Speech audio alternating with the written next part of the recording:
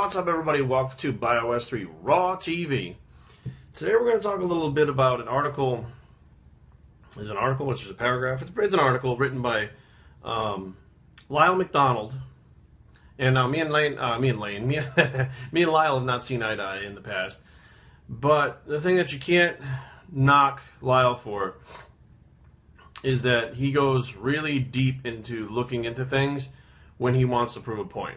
Now, I'm pretty sure that this thing, it's about metabolic damage, came about, the way it's written, the way people are talking about it, that I think somebody said something to him about Lane Norton again. And Lyle hates fucking Lane more than anybody. Lyle hates Lane more than your girlfriend hates protein farts, okay? It's bad. He fucking hates him. So, I think he really delved into this and started pushing this out to try to throw it in Lane's face that there is no such thing as metabolic damage. Now, what's very interesting in here is, the Cliff's Notes, essentially he's saying that there was a study done and they did a complete starvation diet and they get people down to 3 to 4% body fat, but their bodies never stopped burning fat until they get down to a certain point, which is 3 to 4 is very fucking lean.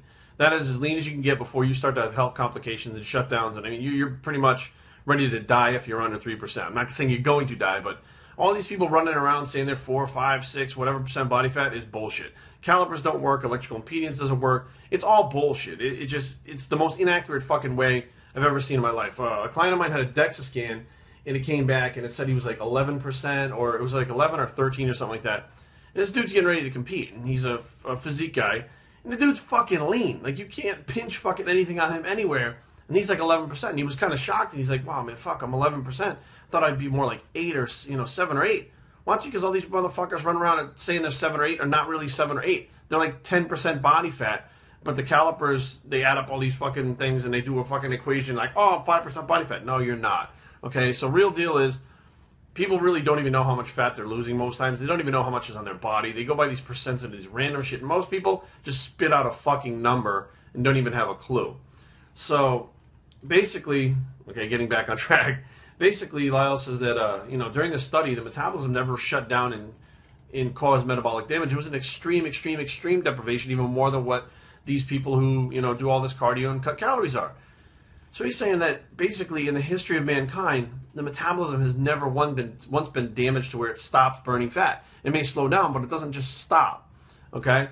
And that would basically mean there's no such thing as metabolic damage. There's a metabolic adaptation because your body gets smaller, and as your body gets smaller, it burns less calories. It's more efficient when it's smaller like that. It burns less calories. It doesn't need to burn as many calories because it's a smaller vehicle, so to speak. Okay, so as like a little 4-cylinder, what's that little car? The Ford. Anyway, the Festiva or whatever is going to burn a hell of a lot less fucking gas than one of those big F-150 trucks. It's just, I know people like, your body's not a car. No, it's not, but you have to relate to something sometimes for people. So, like me, I can relate to that and understand that, and that makes the other things understandable to me, okay? Now, what I also understood here was, what I also found interesting was, it was mostly women that reported this metabolic damage. Now, I myself have seen countless bodybuilders throughout the last 24 years starve the fuck out of themselves to make weight classes. I've seen wrestlers starve the fuck out of themselves to make weight classes. They didn't have metabolic damage. They didn't get fat afterwards. Why? They continued training. They continued eating food that was more fit for what they were doing than stuffing their faces and getting fat. Well, the observation Lyle made was it's mostly women who are having this metabolic damage.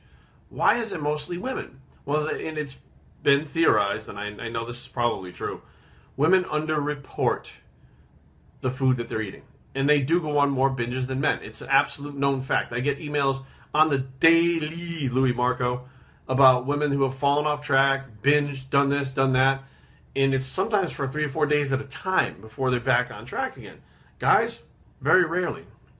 I mean, it happens, but it's for like a day, or they had something off plan, or whatever, because they were like, oh shit, I don't want to lose my gains, and they grabbed something real quick that it wasn't really a conscious thing to make themselves feel better about, what's going on around them. Now, people medicate various ways: alcohol, drugs, food. I don't give a shit what anybody says. Food. I've heard of people just fucking eating massive quantities of food because they had 0 fucks given. They just don't fucking care anymore. Well, that's the attitude that I had when I was on heroin. Of course I knew I was doing it wrong, and people would tell me, yo, what's up? And I'm like, fuck you, I don't care. Leave me alone. It's the same fucking addictive attitude.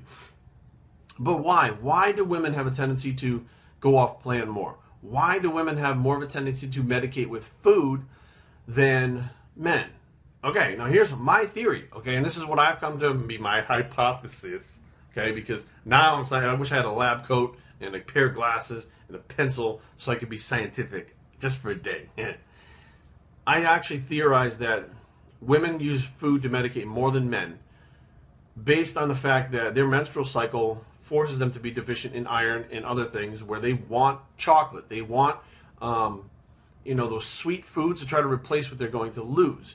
Now, as a byproduct of that, I do believe the brain starts to have a cause and effect situation, okay? The effect they're getting caused by the sugar that they're taking in gives their body a sense of well-being or a pleasurable experience. So although it's hormone-driven for the nutrient, I believe, is iron that is lacking most of the times in women, that first few times or whatever the woman actually goes ahead when she was younger going through puberty and eats that food that causes that response, that gives a better sense of well-being, now the food itself is responsible for the better sense of well-being. Now take the menstrual cycle out of it, that food is still going to have that same response because the brain is now mapped like that. When I was addicted to heroin, we ran out of, it was actually Oxycontin. It's a friend of mine, me and my buddy, we ran out. We could get some from someone in another state, but we'd have to drive there to get it. So what my buddy did was he stopped and got all these cookies. And I was like, what the fuck are you doing? He's like, eat the cookies, you'll actually feel better from the withdrawal.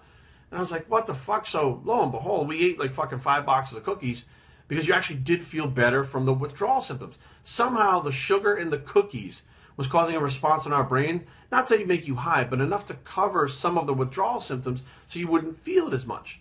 So long before this whole, metabolic damage and people changing their diets, as an addicted individual to a drug, I've seen how powerful sugar can be. And I can see that, because it's everywhere. Sugar's everywhere. It's a food. People just look at it as like, eh. If you walk by a tree, you're like, a tree. Would you ever think about the tree could fall on your house and fucking crush you and everything in it? Okay, it can be dangerous. Doesn't mean that it's always dangerous, but it can be in the right situation. So that's my theory. My theory is that women have been actually, accustomed to and sensitized to medicate themselves with food at an early age based on their menstrual cycles. And that mapping of the brain, which just like heroin or cocaine or anything else, continues even though the menstrual cycle subsides. So now when you have a woman who's upset about something, she's, oh my God, I can't take it, I'm freaked out, blah, blah, blah, and she just fucking gorges herself on something sweet, chocolate, whatever it is, she feels better. Well, you just jacked up your calories and fucked up your diet for the day. Now, many times you hear, well, I fucked it up for today, so I'll start over fresh tomorrow, and they fucking binge for the rest of the day. Now what happens is now the next day what they do is like, fuck, I got to starve myself to get back down. So they cut their calories way down, which tries to throw the body in the opposite direction. Like Lyle's talking about here, cortisol levels go through the fucking roof because she's beating herself up about eating all that food and fucking screwing her diet up. And then she tries to kill the cardio. Cortisol goes up even higher because it's catabolic.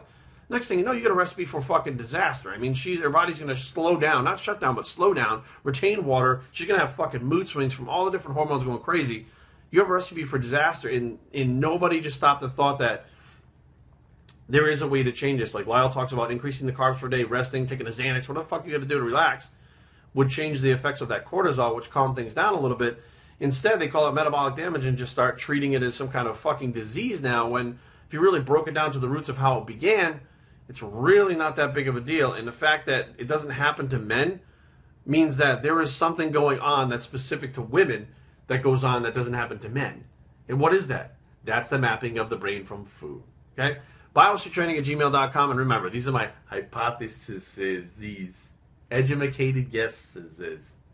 www.biosretraining.com is the blog. And this is my hypothesis bicep, and we're out.